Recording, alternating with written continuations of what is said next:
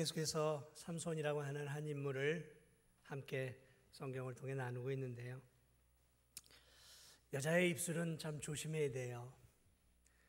꿀이 있지만 그 꿀 속에 독이 있을 수 있기 때문입니다. 삼손은 유독 블레셋의 여인들을 사랑했고 그 여인들의 입술에 있는 독을 보지를 못했어요. 들릴라는 블레셋의 스파이 첩자 노릇을 하게 되었고 또 삼손의 비밀을 유출함으로 삼손은 사랑하는 여인에게 배신을 당하고 머리털이 밀리고 또 몸이 이제 묶여서 감옥 속에서 눈이 뽑힌 채 맷돌을 돌려야 하는 비참한 신세로 전락을 하고 말았습니다. 참 너무 생각해 보면 생각할수록 참 너무 안타까운 일이에요. 어떻게 이렇게 위대한 하나님의 백성 이스라엘의 그것도 영적인 지도자가 이렇게 바닥에 바닥을 칠 수 있을까? 가슴 답답한 그러한 이 삼손의 모습들을 바라보면서 이 사사기 시대가 얼마나 영적으로 무기력하고 하나님으로부터 멀어졌는가를 보여주는, 그러므로 이 삼손의 시대야말로 사사기의 가장 암흑과 같은 시대였다라는 것들을 우리는 볼 수 있는 것이죠. 저는 이 암흑과 같은 시대, 맷돌을 돌리는 처량하고 불쌍한 신세가 되어지는 이 삼손의 모습으로 성경이 끝나지 않고 있다는 것에 참 감사가 나왔어요. 왜냐하면 오늘 이 22절을 보면 하나님께서 삼손을 통해 다시 반전을 준비하고 있는 것들을 볼 수 있기 때문에 그렇습니다. 감옥 속에서 눈이 뽑혀 맷돌을 돌리는 이 짐승 같은 삶을 살아가고 있는 삼손, 여기서 끝나는 것이 아니라 오늘 이 22절은 하나님이 놀랍게 삼손 안에서 역사하고 있는 것들을 보여주고 있습니다. 22절을 보니까 그의 머리털이 밀린 후에 다시 자라기 시작하니라. 단순히 머리카락이 자라는 것을 기록해 놓은 게 아니에요. 머리가 자라면서 분명 하나님께서 이 삼손을 통해 역사를 이루고 있다는 것을 상징적으로 좀 암시해 주고 있다는 것이죠. 그러므로 저는 오늘 이 두 구절의 본문을 통해서 여러분과 함께 몇 가지 귀한 진리를 좀 나누어 보려 그래요. 오늘 이 삼손의 죄로 인한 고통과 또 하나님의 역사를 통해서 저는 먼저 여러분과 함께 하나님은 공의로우신 하나님이시다라는 것을 좀 나누고 싶어요. 그래서 하나님은 공의로우시기 때문에 믿지 않는 자들만이 아니라 하나님을 믿는 자들에게도 동일하게 죄에 대한 벌을 내리시는 하나님이시다라는 거예요. 오늘 이 삼손이 들릴라를 사랑함으로 욕망에 빠져 눈이 뽑히고 감옥에 던져지게 되죠. 참 너무 비참해요. 생각해 볼수록 비참해요. 머리가 밀리고 두 눈이 다 뽑히고 몸은 쇠줄로 묶이고, 그리고 당시 이렇게 짐승이나 또는 이 노예들이 끄는 큰 맷돌을 붙잡고 이렇게 돌리는 삼손. 그러다가 이게 힘이 빠지면은 멈추면 또 채찍이 내려쳐지지 않겠어요? 그런 이 삼손의 모습들을 바라보면서 이런 마음이 들 수가 있어요. 아무리 삼손이 잘못을 했다고 하지만 하나님 너무 가혹한 거 아닌가? 너무 좀 하나님 좀 잔인하신 거 아닌가? 벌이 너무 지나친 것이 아닌가? 저 지경까지는 가지 않도록 하나님 좀 막으셔야 되는 거 아닌가? 그런 생각을 하게 되어지는 거죠. 왜냐하면 너무 비참하게 몰락을 해버렸잖아요. 사랑하는 여러분, 하나님이 죄를 지은 삼손에게 정이 떨어져 버린 것일까요? 아유, 이놈 청개구리 같은 짓만 하더니 내가 이제 너한테 관심 없다. 네 멋대로 살다가 죽어. 그냥 죽어. 그렇게 살다. 이렇게 하나님이 사랑을 거두어가 버리신 것일까요? 아니면 이제는 완전히 무관심해 버리신 것일까요? 아니면 하나님이 이 삼손에게 악을 저지르고자 하는 이 블레셋 강한 민족을 제어할 만한 힘이 없으셨던 것일까요? 아니요, 그렇잖아요. 하나님은 우주 만물을 창조하신 전능의 하나님이에요. 이런 블레셋 족속 한순간에 어거할 수 있는 힘이 있으시네요. 하나님이 이 삼손에게 무관심한 것일까요? 성경을 보면 단 한순간도 삼손에게 무관심한 적이 없어요. 사랑을 거두어가 버리신 것일까요? 하나님은 삼손을 참 사랑하셨어요. 그래서 그 암흑 같은 그 이스라엘의 시대에 정말 빛과 같은 태양과 같은 그런 삼손을 하나님 세우셨어요. 이 삼손이라는 의미가 무슨 뜻이냐면 작은 태양이라는 말이에요. 작은 태양. 태양처럼 이 암흑과 같은 하나님으로부터 멀어진 그 시대에 태양처럼 하나님의 나라를 세우고 하나님 백성을 다시 한번 하나님께로 인도하는 이런 태양과 같은 존재가 삼손이었고, 그렇게 쓰시기 위해서 하나님은 그에게 나실인으로 세우시고 그 일들을 감당할 수 있도록 그에게 세상 사람들에게는 없는 엄청난 힘이라는 그러한 은사를 주신 거죠. 그러니까 삼손에게 힘은 은사였어요. 은사. 그런데 그는 이 은사를 좀 낭비하고 잘못 자기의 정욕을 위하여 하나님이 주시는 은사를 낭비하고 만 거죠. 그러면 하나님이 돌아서 버린 것일까요? 그렇지 않아요. 하나님의 사랑은 어제나 오늘이나 영원토록, 성도를 향한 하나님의 사랑은 변함이 없는 것이죠. 저와 여러분을 변함없이 사랑하시듯 하나님은 이 삼손도 변함없이 사랑하고 계셨어요. 그러면 삼손이 눈이 뽑히고 쇠사리에 묶이고 감옥석에 쳐넣어서 짐승처럼 맷돌을 끄는 그러한 고통의 삶을 살게 된, 그러면 그 이유는 무엇이냐 말이죠. 그것은 죄에 대한 결과였어요. 죄에 대한 결과. 불순종의 결과였어요. 자업자득이죠. 자업자득 아닙니까? 하나님의 벌이었어요. 하나님은 선택한 이 신실한 믿음의 지도자가 죄를 지었을 때, 야, 너 죄 지면 안 되지. 내가 너는 봐줄게. 내가 너는 특별하게 내가 이스라엘을 건지기 위해 세운 지도자잖아. 내가 너는 열애야. 죄를 지어도. 이렇게 하나님이 열애를 두었을까요? 아니요. 오늘 성경을 보니까 하나님의 공의에는 열애가 없어요. 하나님의 진노에는 열애가 없어요. 열애가 없어요. 오늘 이 삼손이 지은 죄에 대해서 벌을 받도록 그대로 내버려 두고 있어요. 내버려 두고 있어요.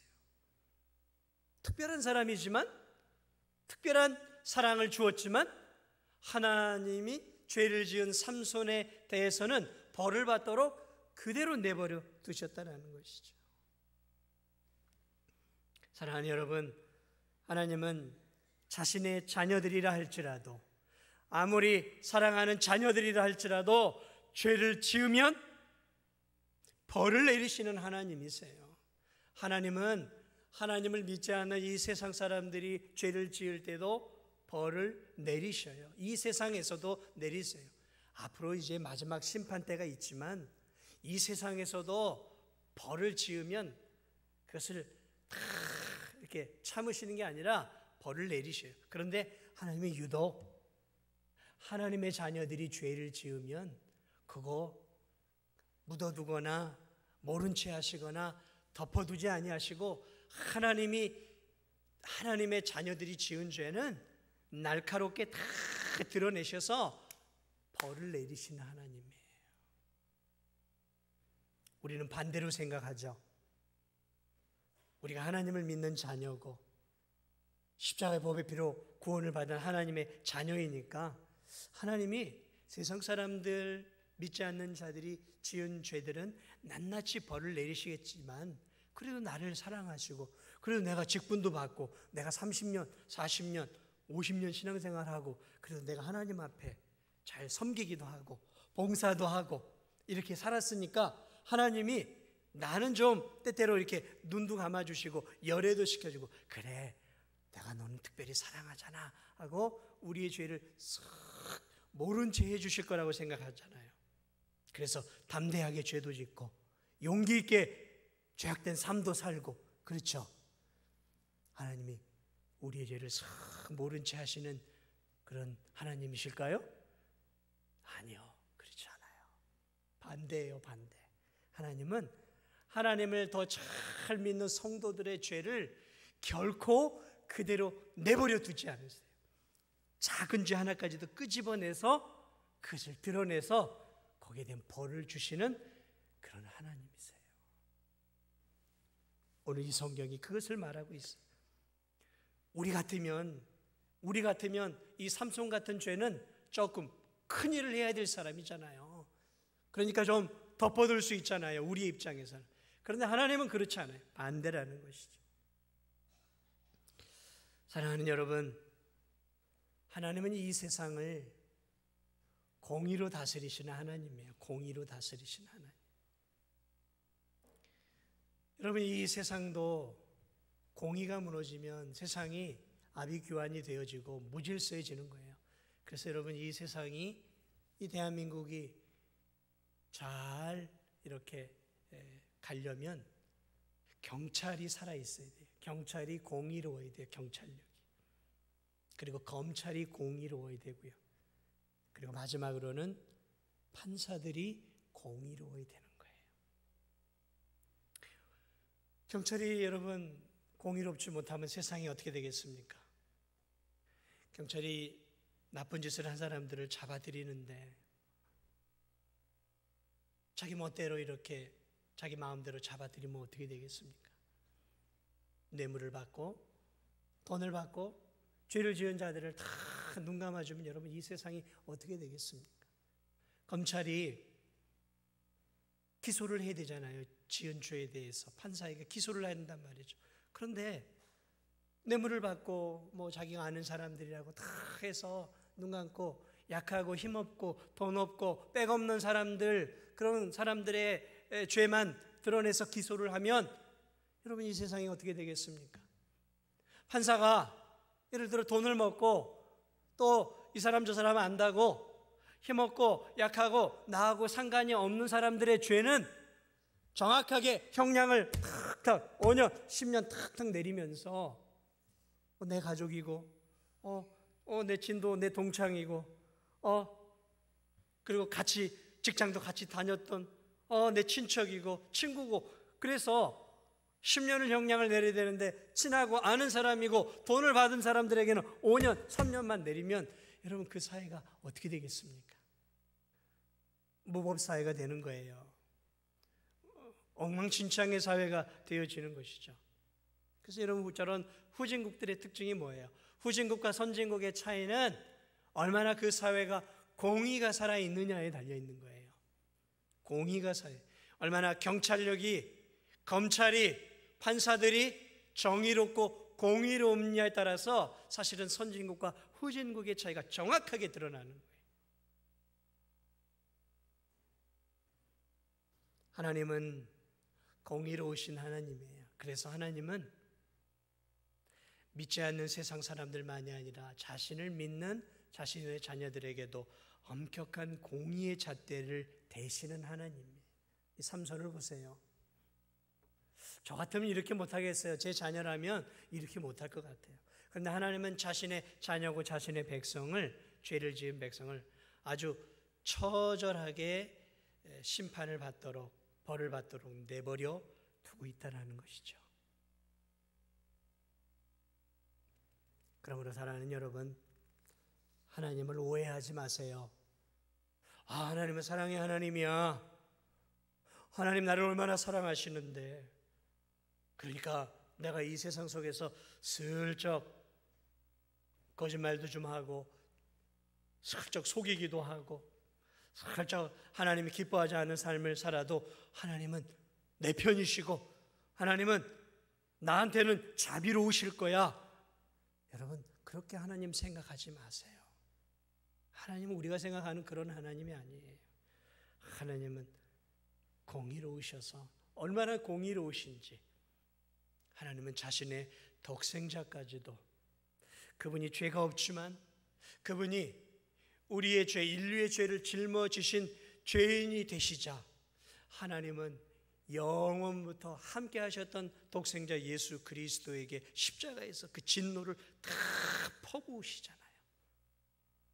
자신의 독생자지만, 자신과 동등한 하나님이지만 그분이 우리의 죄를 짊어진 죄인이 되자 그 예수 그리스도에게 모든 진노와 저주와 심판을 십자가 위에서 다 쏟아 부으시잖아요.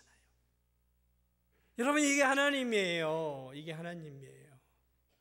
자신의 독생자지만 그분 위에 부어진 진노와 저주는 그분이 가지고 있는 죄 때문이었어요. 우리의 죄 때문이었죠. 하나님의 사랑의 하나님으로만 생각하지 마세요. 사랑이 빠진 공의는 그건 편협한 사랑이고 그건 무법한 사랑이에요. 공의가 빠진 사랑을 생각해 보세요. 공의가 빠진 세상, 아비규환 세상이 되어지는 거 아니겠습니까? 사랑이 빠진 공의, 그것은 공포스러운 사회가 되겠죠. 그러나 하나님은 사랑의 하나님이 맞아요. 그러나 그 하나님의 사랑 안에는 충만한 공의가 담겨 있다는 것이죠. 그래서 하나님은 자신의 독생자라 할지라도 그 독생자 위에 짊어진 그 죄를 용서하지 않고 하나님은 예수 그리스도에게 온갖 진노와 저주를 부으셨어요. 그래서 예수님이 십자가 위에서 견딜 수 없었어요. 하나님의 그 진노와 심판을 견딜 수가 없어서 하나님 나의 아버지여 어찌하여 나를 버리십니까 하고 절규하고 있어요. 절규하고 계셔요. 이런 하나님이셔요. 그러므로 하나님을 오해하지 않았으면 좋겠어요. 우리 성도들이. 그리고 하나님을 만홀히 여기지 않았으면 좋겠어요. 죄 짓는 것을 삼손처럼 가볍게 여기지 않았으면 좋겠어요. 아예 세상이 다 죄로 물들고 세상에 정의가 무너지고 세상에 정직이 무너지고 세상이 다 그렇게 서로 이렇게 눈 감아주고 그러면서 이렇게 살아가는 세상 속에서 하나님 나도 조금 눈 좀 감을게요. 하나님 나도 조금 이렇게 좀 타협하며 살게요. 남들 다 거짓말하고 속이고 사는데 저도 조금 눈 감으며 살면 되지 않겠습니까? 여러분, 그러면 안 된다는 거예요. 하나님은 그걸 기뻐하지 않는다는 거예요. 우린 그렇게 살아서는 안 돼요. 세상이 그렇게 지금 무너져 가잖아요. 지금 윤리가 무너져 가고 있잖아요. 도덕이 무너져 가고 있잖아요. 정의가 무너져 가고 있잖아요. 법 질서가 무너져 가고 있잖아요. 세상이 이렇게 가니까 나도 아니에요. 그래서는 안 된다는 거예요. 우리가 믿고 있는 우리의 하나님 아버지는 공의로우신 하나님이라는 사실, 그리고 우리가 죄를 지을 때 반드시 이 세상에서도 우리의 작은 죄 하나까지도 끄집어내서 그 죄를 드러내 벌을 주시는 하나님이시다는 것을 기억해야 돼요. 기억해야 돼요. 우리가 죄를 지을 때 우리에게서 삼손에게서 능력이 나간 것처럼 우리가 죄를 지을 때 하나님의 능력이 우리를 떠나는 거예요. 하나님의 능력이 우리를 떠나는 거예요. 그리고 죄를 지은 성도들이 삼손이 블레셋 사람들의 비웃음이 되어진 것처럼 세상에서 맛을 잃은 소금처럼 비웃음을 당할 뿐만 아니라 삼손과 하나님이 연결되어서 삼손이 비웃음을 당할 때 하나님이 비웃음을 당하고 있었던 것처럼 오늘 우리가 이 세상 속에서 죄와 타협하며 하나님의 능력을 잃어버리고 맛을 잃어버린 소금처럼 세상에 짓밟힐 때 우리만 짓밟히는 것이 아니라 우리와 함께 하시는 하나님이, 그리고 하나님의 영광이 임하는 이 교회가 함께 욕을 먹고 무너진다는 사실을 오늘 우리가 꼭 기억하면서 오늘 이 세상 속에서 공의로우신 하나님을 기억하면서 공의로운 하나님의 자녀답게 죄짓지 않기 위해서 애를 쓰는 저와 우리 진도중학교의 성도들이 다 되시기를 주님의 이름으로 축복을 드립니다. 오늘 이 본문이 우리에게 가르쳐주는 귀한 진리가 또 하나 있어요. 그것은 하나님은 당신의 자녀들에게도 죄를 지으면 벌을 내리셔요. 그러나 그 벌은 형벌의 의미도 있지만 자녀들이 회개하고 연단받는 것에 하나님의 벌에 초점이 있다라는 거예요. 하나님은 세상 사람들을 벌 주시는 것과 자신의 자녀들을 벌 주시는 목적이 달라요.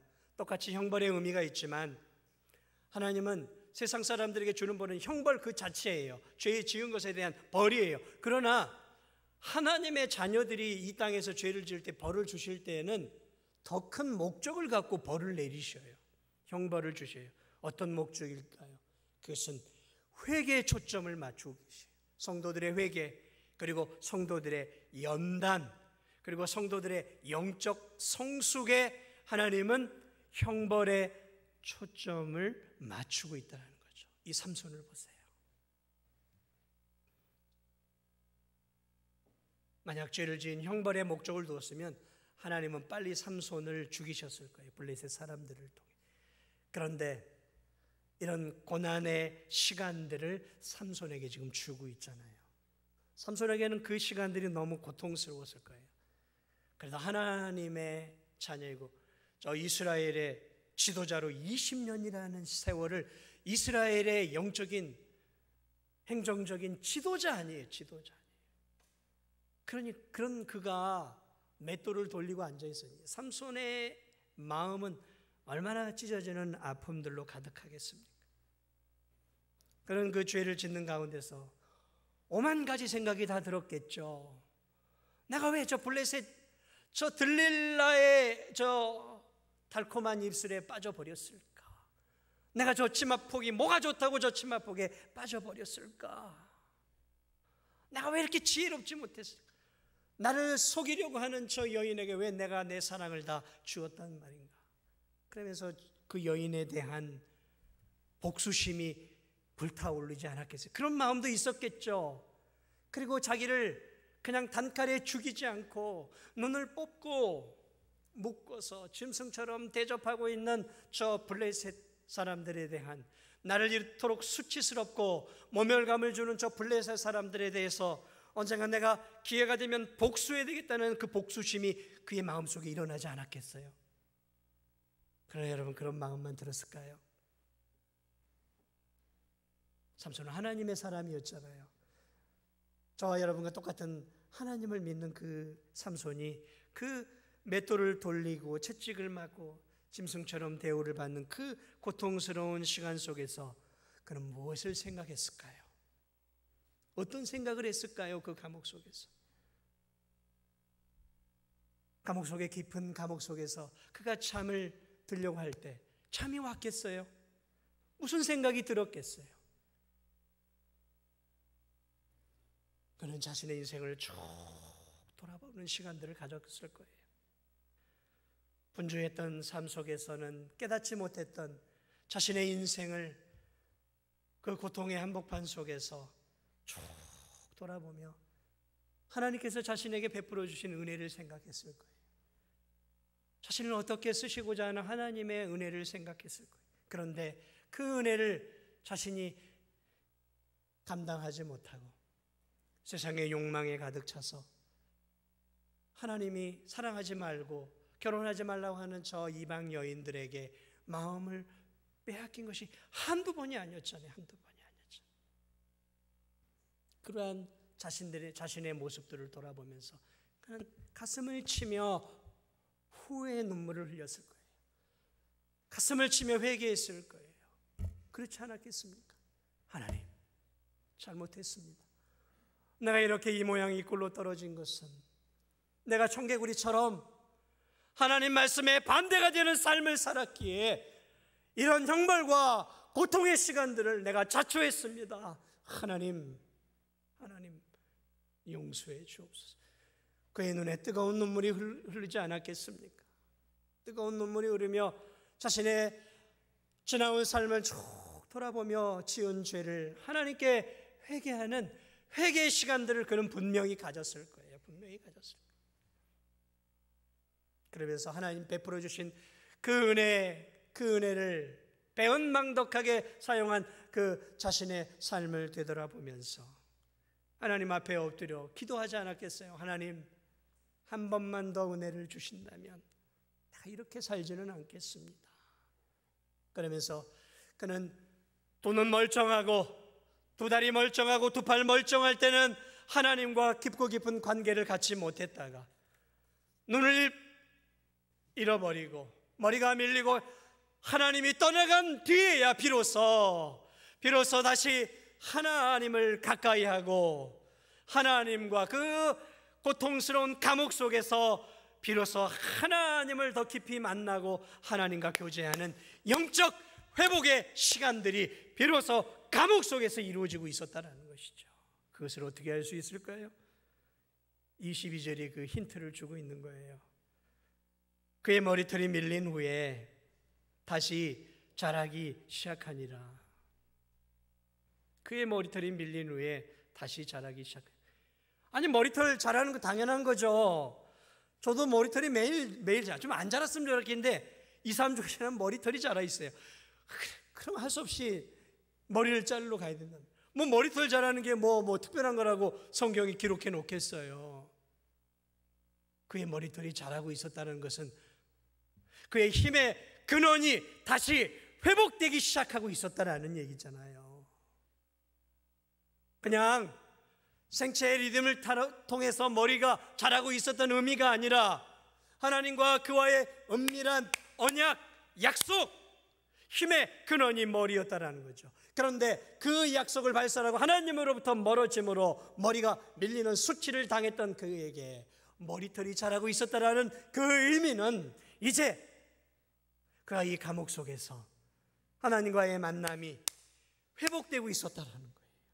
하나님과의 관계가 회복되고 있었다라는 것이죠. 자신의 죄악을 회개하고 하나님과의 관계가 회복되고 다시 한번 하나님의 은혜와 능력이 이제 서서히 그를 감싸고 떠났던 하나님의 영이 점점 더 이제 그와 함께하면서 자신도 모르는 사이에 삼손은 영적으로 다시 강건해져가는 하나님의 사람이 되어가고 있었다라고 성경은 이렇게 은유적으로 표현하고 있는 거예요.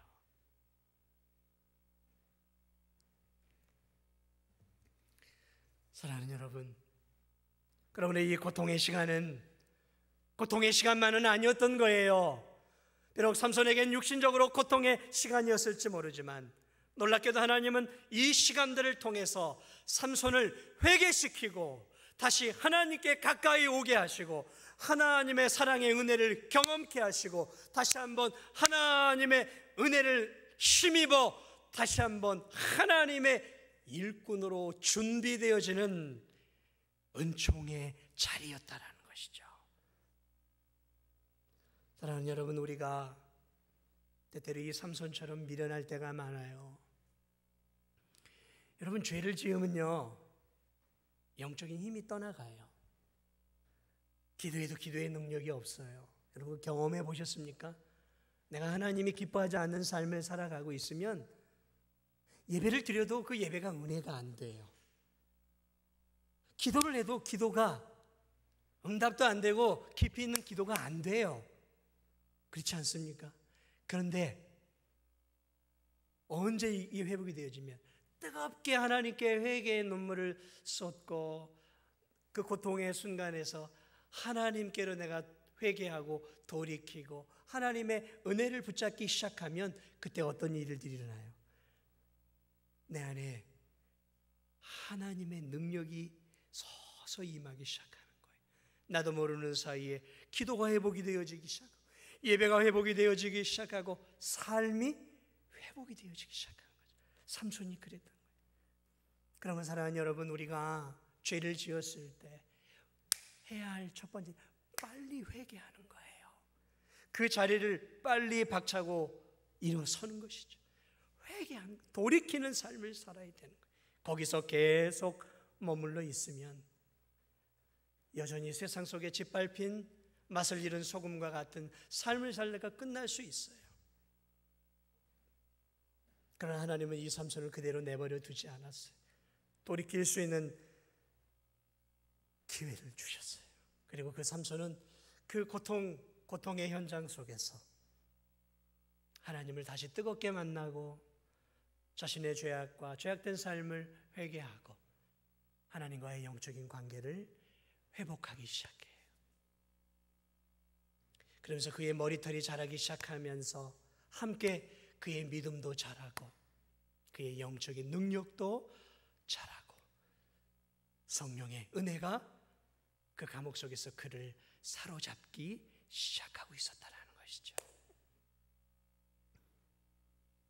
초인적인 괴력은 사라졌지만 그는 점점 더 영적인 능력을 회복하게 되었어요.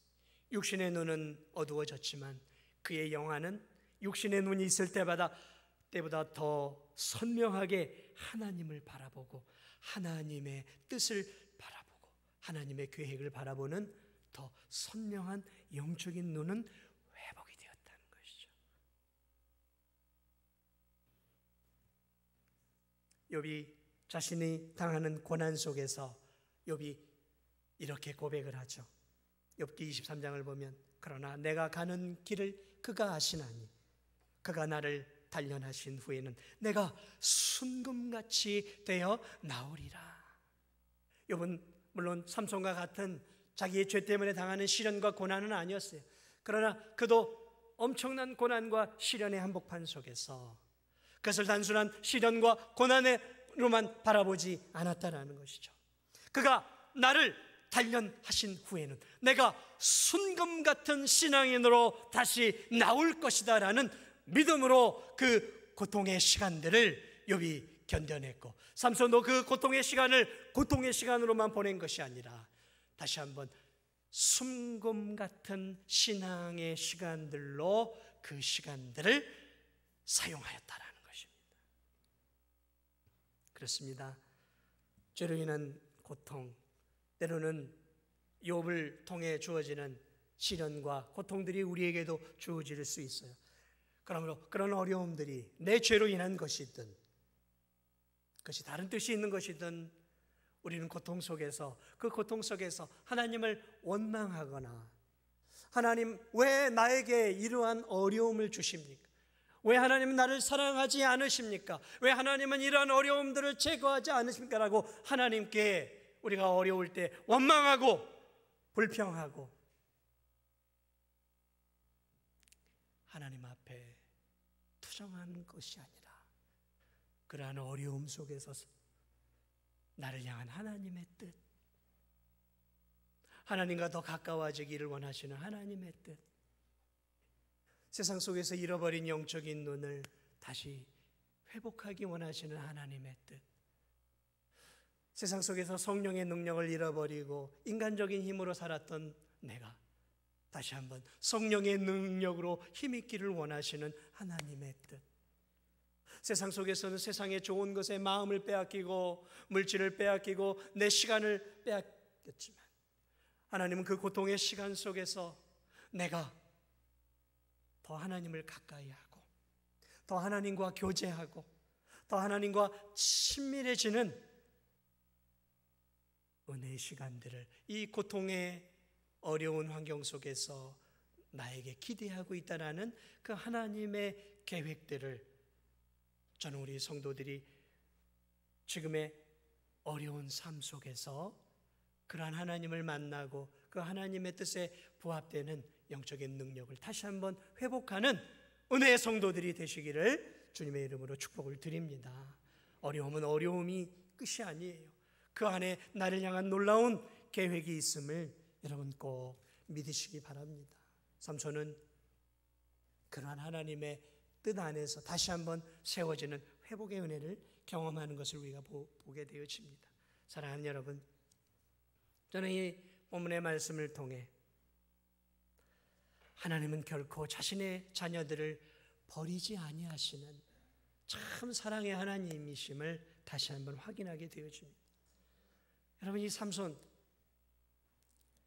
저 같으면 좀 이런 삼손을 그냥 내버려 두었으면 좋겠어요. 정말 우리처럼 자기 멋대로 이렇게 살다가 고난을 당하는 거니까 이렇게 살다가 죽도록 내버려 둘 수 있잖아요.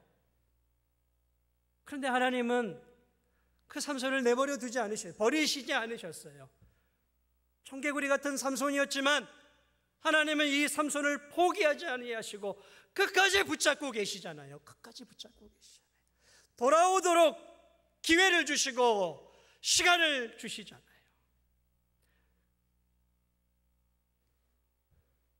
삼손만 그럴까요? 오늘 사는 우리의 모습들, 정도의 차이는 있지만 우리가 삼손과 무슨 차이가 있습니까? 저와 여러분이 삼손과 무슨 차이가 있어요? 삼손처럼 여인의 치마폭에 쌓이지 않았다 그뿐이지 오늘 우리도 얼마나 세상을 좋아합니까? 얼마나 세상의 정욕과 세상의 물질과 세상의 달콤한 것들을 얼마나 삼손처럼 좋아하냔 말이죠. 우리가 삼손하고 다른 게 뭐가 있어요? 똑같잖아요. 그런데 하나님이 이 삼손을 포기하지 않는 것처럼 저와 여러분을 포기하지 않았기 때문에 저와 여러분이 오늘 이 시간까지 믿음을 잃지 않고 이렇게 하나님의 전에 나와 찬양도 하고 이렇게 예배를 드릴 수 있는 거 아니겠습니까? 만약에 하나님이 죄를 지을 때마다 그냥 그 공의 칼로 단칼로 내치셨다면 오늘 이 자리엔 죄가 없을 거예요. 하나님이 공의 칼로만 정확하게 내려치셨으면 오늘 이 찬양대원들 한 명도 없을 거예요. 이 자리에. 오늘 이 자리에 회중들 가운데 우리 성도들과 한 명도 이 자리에 앉을 자격이 없는 거죠. 누가 앉을 수 있겠어요? 그런데 하나님이 포기하지 않으시, 삼손을 포기하지 않는 것처럼 저와 여러분을 포기하지 않으시, 예수 그리스도의 그 십자가의 보배 피를 통해 자신의 생명보다 귀한 그리스도의 피로 값주고 산 저와 여러분을 하나님 아버지께서 어떻게 포기하시겠어요? 생명보다 귀한 우리들을 하나님이 어떻게 포기하겠어요? 여러분, 우리의 자녀들이 말을 어린 시절에 잘 안 듣잖아요. 그래도 여러분 포기하는 부모 있습니까? 내가 난 내 새끼, 내 핏줄을 어떻게 포기할 수 있겠냔 말이죠. 세상의 죄악 가운데 살아가는 세상 사람들, 부모들도 자기가 낳은 자기 핏줄은 잘못된 길로 가더라도 포기할 수 없는 거예요. 하물며 하나님이 자신의 생명보다 귀한 그리스도의 보배 피를 통해 예수님을 죽여서까지 구원해내신 저와 여러분을 포기하시겠습니까? 절대 포기하지 아니하시는 거죠. 그러므로 오늘 이 본문은 하나님의 우리를 향한, 죄인된 우리를 향한 포기하지 않는 하나님의 놀라운 은혜와 사랑을 우리가 이 본문을 통해 바라보게 되어집니다. 사랑하는 여러분, 그러면 우리가 어떻게 살아야 되겠습니까? 하나님이 이렇게 포기하지 않고 사랑하시니까 내가 더 죄를 지으면서 내 마음대로 살아야지 이런 마음이 드십니까? 아니면 이렇게 사랑하시는 은혜의 하나님, 나와 결부되어 있는 이 하나님의 영광에 내가 조금이라도 흠집을 내지 않는 하나님을 더 드러내는 그러한 영광스러운 삶을 살아야겠다라는 그런 생각이 드십니까? 오늘 이 말씀 앞에 여러분은 어떤 생각이 드십니까? 내가 더 죄를 마음껏 지어도 하나님 나를 버리지 않으시겠네? 내 마음대로 살아야지 이런 마음이 드십니까? 아니면 나를 이렇게 사랑하시는 하나님, 나를 이렇게 포기하지 않으시는 하나님, 끝까지 나를 붙잡고 계시는 이 하나님, 이 하나님의 영광을 위해서 나도 남은 생에 하나님을 기쁘시게 해드리는 삶, 나를 사랑하시는 하나님을 나도 사랑하며 살아야겠다라는 생각을 하십니까? 아무쪼록 오늘 이 본문을 통해 저와 여러분이 삼손 같은 부족한 저와 여러분들이 오늘 이 크신 하나님의 사랑을 기억하면서 남은 생에도 하나님을 부끄럽게 해드리지 않는 하나님의 영광을 드러낼 수 있는 그러한 아름답고 경건한, 성결한, 그리고 이 세상에 하나님을 드러내는, 복음을 증거하는 그러한 아름다운 믿음의 삶을 살아가는 저와 우리 성도들이 다 되시기를 주님의 이름으로 축복을 드립니다. 우리 이 시간 함께 기도하기를 원합니다.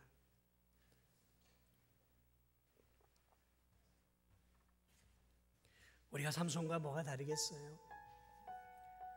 길들이지 않은 망아지처럼 제멋대로 살 때가 얼마나 많이 있습니까? 하나님이 이렇게 살아라 하지만 우리의 자존심, 우리의 죄악된 삶의 습관들을 통해 하나님 기뻐하지 않는 삶을 살 때가 저와 여러분 사실 얼마나 많습니까? 그럼에도 불구하고 우리가 이렇게 하나님의 존전에 나와 예배드리고 하나님이 우리의 예배를 받고 계시다는 사실이 전 너무 감사해요. 그 공의의 칼을 들어서 징계를 내리셔도 1000만 번 더 징계를 받을 수밖에 없는 우리들을 끝까지 포기하지 아니하시고 매를 때려서라도 고통을 주어서라도 다듬으셔서 사용하시는 그 하나님의 은혜와 사랑이 있기에 제가 오늘 이 자리에 설 수 있고 여러분이 이 자리에 앉아 예배 드릴 수 있는 거 아니겠습니까? 우리 좀 하나님 앞에 감사의 기도를 좀 드렸으면 좋겠고 하나님의 포기하지 않는 이 사랑 앞에 부끄러움 없이 남은 생에 우리 주님을 위해 살게 해달라고 다시 한번 결단하는 그런 저와 여러분이 되었으면 좋겠습니다. 우리 잠시 기도합니다. 은혜로우신 주님,